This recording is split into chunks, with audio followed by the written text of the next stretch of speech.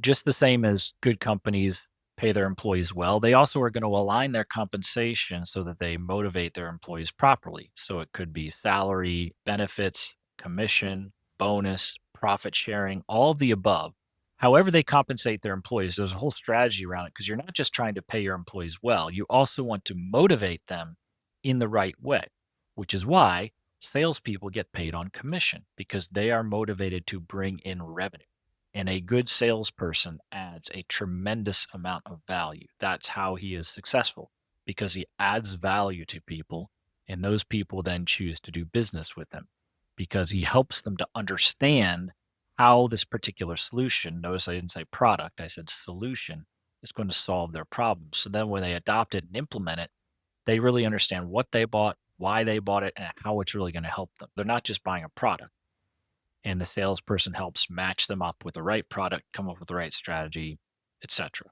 And going on to a different but related topic, there are a lot of advantages to the customer of working with someone who gets paid on commission. For some reason, commission has a negative connotation these days. I don't know why. I really don't.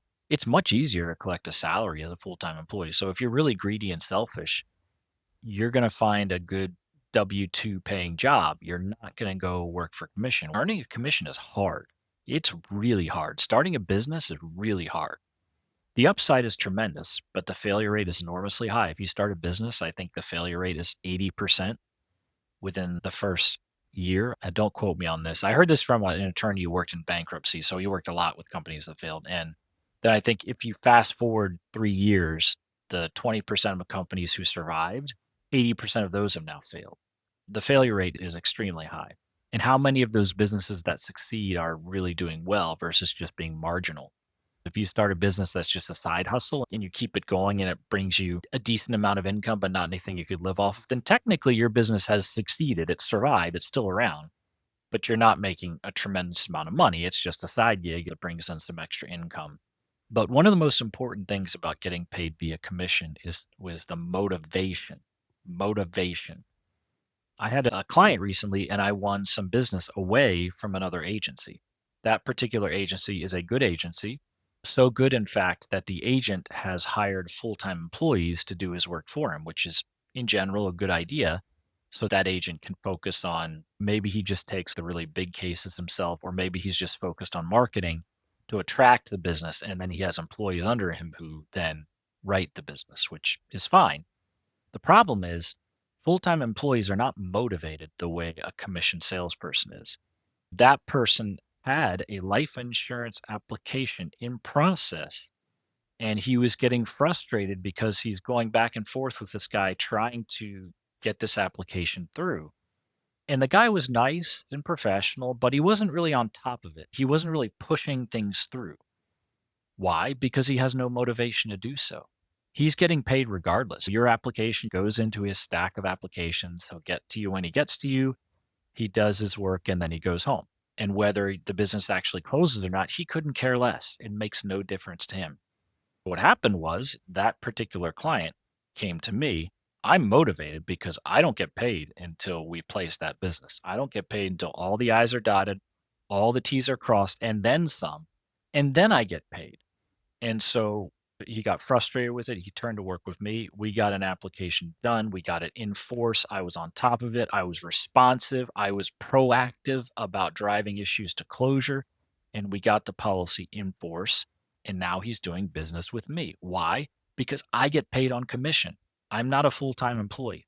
So I am highly, highly, highly motivated to do the right thing by my clients, to advocate for my clients, to make sure the policy gets approved and gets approved at the best rate and to make sure the client is satisfied. So he's going to give me repeat business. He's going to refer customers to me. So my motives and the customer's motives are aligned. I don't get paid if the customer's not happy. The customer's not happy and decides not to take the policy.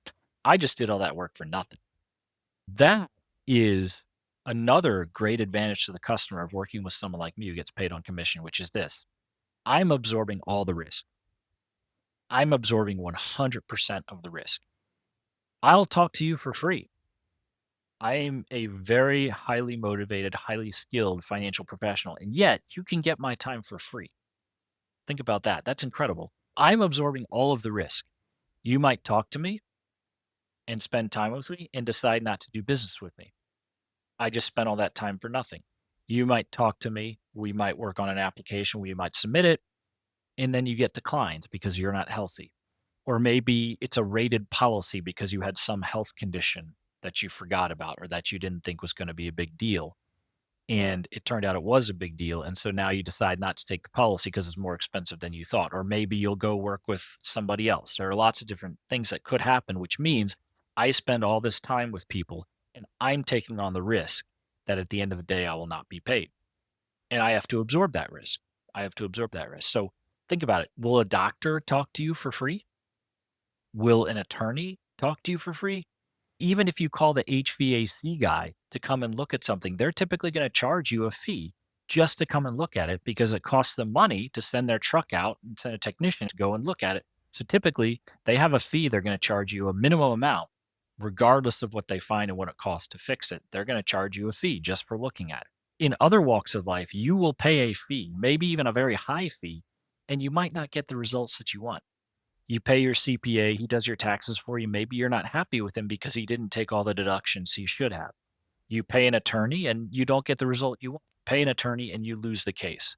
You pay an attorney and you're not happy with the results, you don't get satisfied. It doesn't matter. You paid him. You've got to pay him for his time. You've got to pay him up front. For me, that's not the case. My pay is contingency based and I have to manage that risk. And everyone in our business, as they grow, has a different way of managing that risk. It's really a matter of filtering prospects and managing your time. What it comes down to is managing your time. Try to spend as little time as possible with people who don't appear to be good prospects and focus on the people who do appear to be good prospects. And ironically, the best way to do that is to charge a fee upfront. Charge a fee upfront. It's actually not mercenary. Obviously, if I charge a fee upfront, which I don't currently, but I might in the future, what I'm doing is it's a filtering mechanism which filters out people who are bad prospects. Someone who's a bad prospect is not going to be willing to pay me a fee because they don't really value my time and expertise. Someone who is a good prospect would be willing to pay a fee and they'll be willing to pay a high fee because that's signaling they place a high value on my time and my expertise. And so not only does the high fee repel bad prospects, it attracts good prospects. It attracts good prospects. Some people will do that, charge an upfront fee.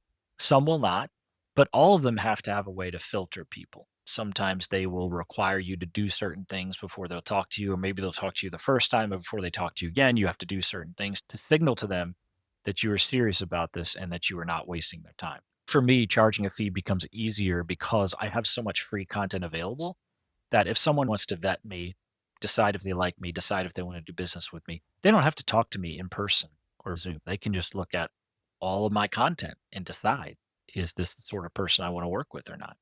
Makes it easier on them. I'm absorbing all the risk. I'm absorbing all the risk, which goes to another benefit to the customer of me getting paid via commission.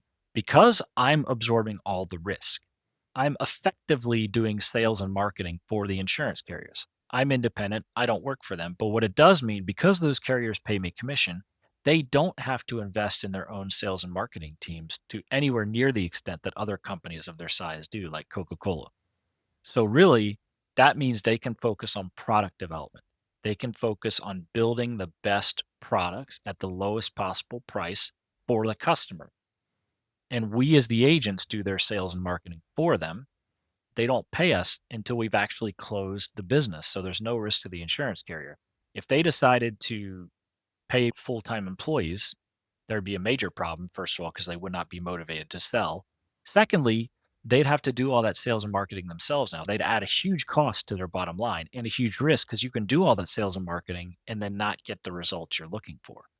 Getting paid via commission is a very, very efficient way of getting paid from the customer's perspective. And we see that in the financial sector, not always, but usually the products that are commission based are the best, most effective, most valuable products for the customer. And they have the lowest cost basis overall. Usually, when people try to do comparisons, they're not really doing an apples to apples comparisons. It can be hard to parse out what dollars are actually going where. And to me, the cost should never be the focus. The focus should be the value. That should be the focus. And if the net value is really good, then the cost is justified and you should be happy to pay it. Just the same as if you're a business and you have full-time employees, you want to pay them as much as possible. You want to pay them as much as possible. So if we go back to that example of you're paying a guy $100,000 in salary and he's bringing in 5 million in revenue, you better start paying that guy more or your competitors are going to steal him away.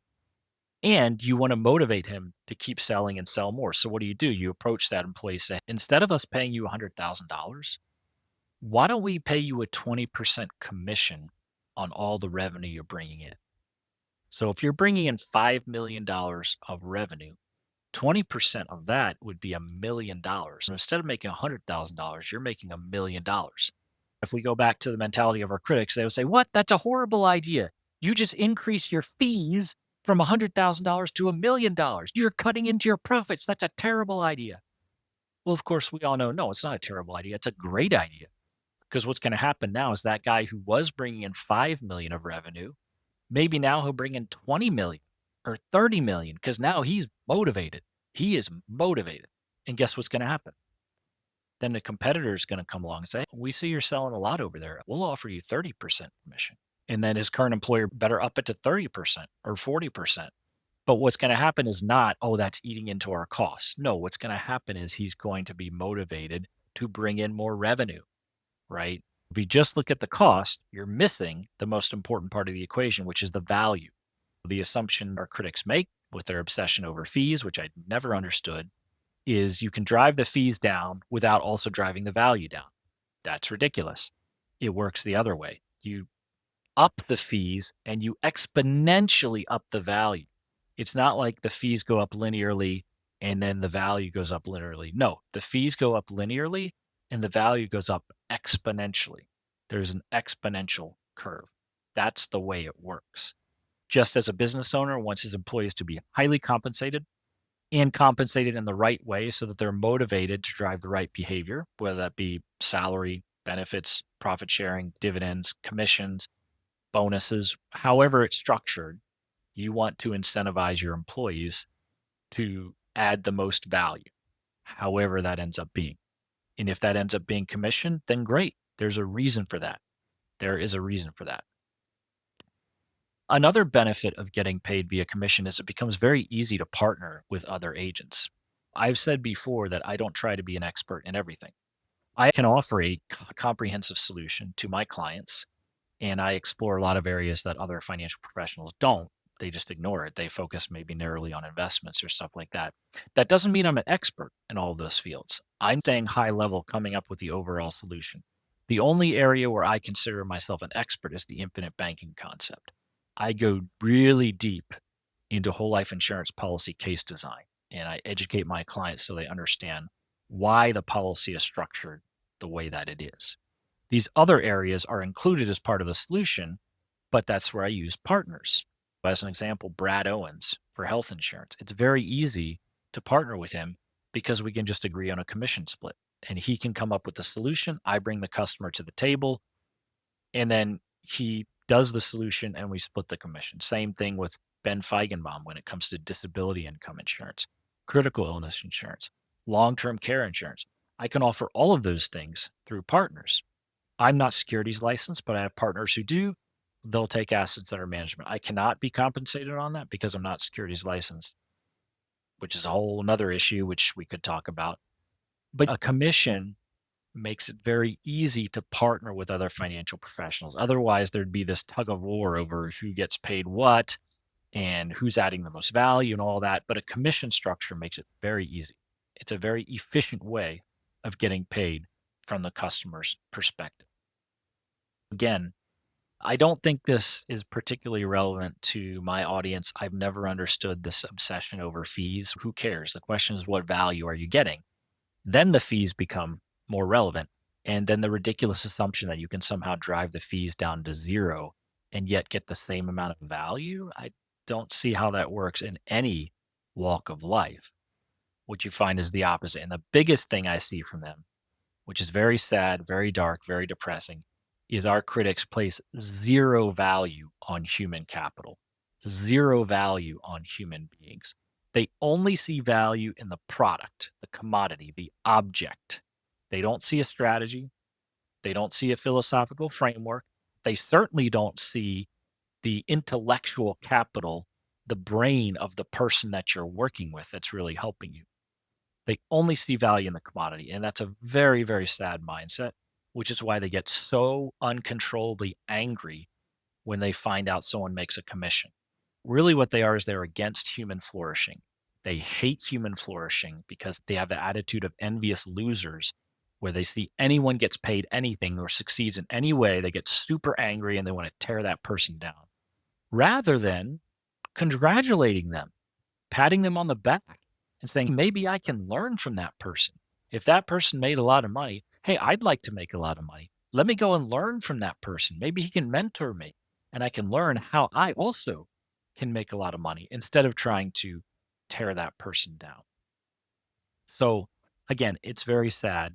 When I was in the consulting world, usually our concrete deliverable was a PowerPoint deck.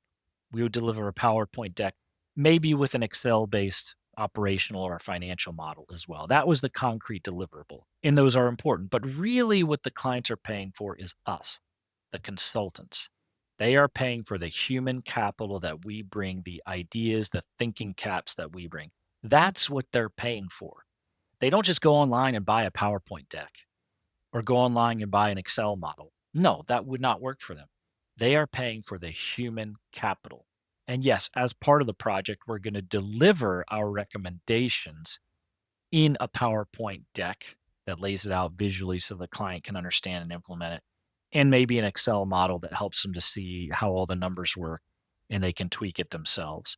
But at the end of the day, they're not paying for that. They're paying for us, the consultants, the intellectual capital, the human capital. Every business owner knows, every good investor knows, there's nothing more important than human capital. And if you do not place a value on human capital, then don't expect to ever attract a good partner who will help you with anything. And since I'm on a roll here, I'll just add that the people who behave this way should never criticize sweatshop labor. They should never criticize child labor. They should never criticize greedy employers who take advantage of their employees and hire vulnerable people that they can underpay and deliberately exploit for profit. Because if these people were honest with themselves, that's exactly what they're doing to me. That's exactly what they're doing to agents and financial professionals. Some of them will scream at me at the comments section. Then there are others who will actually meet with me. And at the same time, they're meeting with like 4 or 5 other life insurance agents. And at the end of the day, they might do business with one of them, they might do business with none of them. Well, that's just plain unethical and pretty slimy of you to play 4 or 5 different financial professionals, all of whom are not being paid for their time. If you're going to do that, you need to do one of two things. Either pay the financial professional for his time, or at least be honest with him. Say, hey, I'm talking to you, but I'm also talking to these 3 or 4 other guys because I'm trying to vet them and decide which one I want to work with. If you're honest with people about that, then it's okay. And then those financial professionals can decide how they want to budget their time. What's sad to me is some people, I realize I'm talking about the sort of people who are probably not listening to this podcast, but the sort of people who have the scarcity mindset, who are self absorbed, and they don't even consider that this is exploiting. You're exploiting those financial professionals when you do that. The same way that evil employers will sometimes exploit human labor, you are doing the exact same thing. You are exploiting the financial professional, taking advantage of him. And I don't want to discourage anyone from scheduling time with me. I always want to encourage you to schedule time with me. I do that for a reason. And I don't want you to not schedule time with me. I'd rather you schedule time with me, and then I can make the judgment call as to how I'm going to budget my time. But I will say, if you're one of these people who just wants to take advantage of people who give away their time for free, then you at least need to tell them what you're doing and what your intentions are, or you need to pay them for their time. This is one of the reasons why, if someone asks, a financial professional to send them an illustration or send them a document or send them something? Oftentimes the answer is no, because you haven't paid for that. You have not paid for that deliverable. And for all that financial professional knows, you're going to take that and then take it to somebody else and have them write the business, which is really sad. It's sad to me that people do this and they don't see what's wrong with it. That's the saddest part. I don't think they're deliberately exploiting anyone. I don't think they're deliberately doing anything wrong in their minds. The problem is they're just so self absorbed, maybe, that they don't think about how this is impacting other people and how you're taking advantage of other people. So when they're so insistent on driving the fees down to zero, they're behaving exactly the same way as an evil employer who wants to underpay his employees, pay them the minimum amount, extract as much labor out of them as possible, and pay them the minimum amount. That's the attitude that these people have. They have the same attitude of sweatshop labor owners, things like that, people who exploit other people for their labor. When the fees are so low, maybe you should ask yourself why the fees are so low.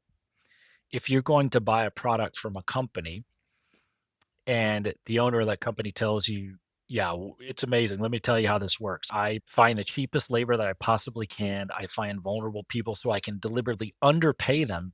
And then I can pass those cost savings on to you so you get a great product at a low price. Isn't that amazing? Isn't that great? Would you want to do business with that kind of a company? Well, these people would without a hesitation. They would never even ask. They'll just take the lower price. They don't want to ask too much. If you're looking at a product, any product, and let's say you're doing your research and you're finding the average price is about $1,500, and then you see one guy who's offering the same product for $800. Any rational human being would be suspicious. Wait a minute. Other people are selling this for $1,500. So how are you able to sell it for $800? But these sorts of people would not be suspicious. They would immediately jump on it, say, oh, what a great deal. It's $800. I'll take it now. And I'm not going to ask too many questions about why it's so cheap. And I'm going to criticize the people who are charging higher prices because they're just greedy and chasing after a commission. Well, probably what's going on is that $800 product in some way is not the same as the $1,500 product. And of course, they're always focused on the product. They're ignoring the person. They're ignoring the service. They're ignoring the strategy. They're ignoring all the real value that comes around the product, and they're just focused narrowly on the product. So do not criticize sweatshop labor. That is really what's going on. So wealth is not a zero sum game. And if you're obsessed over fees, you're missing the point. You should be focused on value. I hope this was helpful. Probably not for the audience, but I think it was a little bit helpful for me to have maybe a bit of catharsis. We'll talk again soon. Bye bye.